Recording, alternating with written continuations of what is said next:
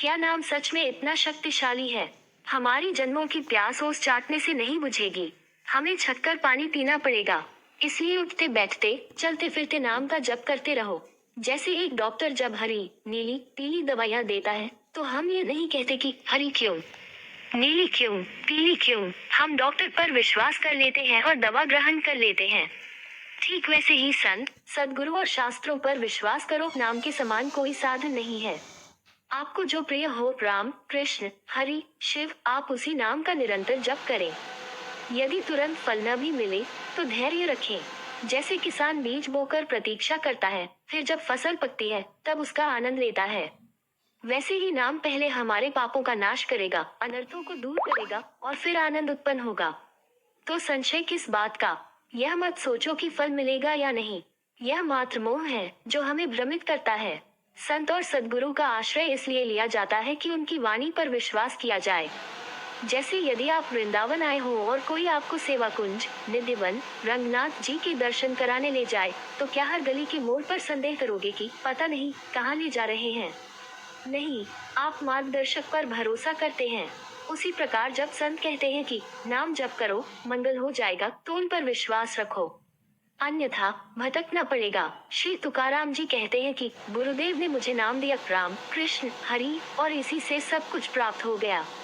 पहले जब गुरुदेव नहीं मिले थे तब साधना कठिन थी। जैसे गांवों में चमड़े के बड़े थैले से कुएं से पानी खींचकर खेतों में सिंचाई करनी पड़ती थी। लेकिन गुरु कृपा और नाम जप वैसा है जैसे गंगा की धारा से जुड़ जाना, क्षण भर में पूरा खेत जलमय हो जाता है। फिर भी लोग संदेह करते हैं, पता नहीं इससे लाभ होगा कि नहीं। अरे भाई, यह कोई साधारण बात नहीं, ये तो एक महान गुप्त रस है। राधा नाम का जप करके देखो, इसमें एक अनुपम स्वाद है जिसे आपने अभी तक अनुभव नहीं किया। सद्गुरु वैद्य के वचन रूपी औषधि पर विश्वास करो। यदि विश्वास नहीं करोगे तो भटकते रहोगे। जो श्रद्धा रखता है वह सुधर जाता है, जो संदेह करता है वह संसार के मार्ग में भटकता रहता है। राधा नाम के बल पर सब कुछ संभव है, सुख भी, आनंद भी, आत्मा का परम कल्याण भी। कुछ दिन ऐसे जपो और फिर देखो, वृंदावन का कन-कन राधा राधा जप रहा है। यही ब्रज की महिमा है। राधा नाम का जप सबसे बड़ा उपाय है। जो एक बार सच्चे हृदय से राधा राधा जपता है, उसके जन्म जन्मांतर के पाप प्रभु श्री कृष्ण स्वयं मिटा देते हैं। फिर वे सोचते हैं, इसने मेरी प्रिया का नाम लिया है, इसे मैं क्या दूं? वे माया नहीं देते, बल्कि अपना प्रेम, अपनी कृपा, अपनी अधीनता दे देते हैं। ये दुर्लभ रस है, ये समय है इसे अपनाने का।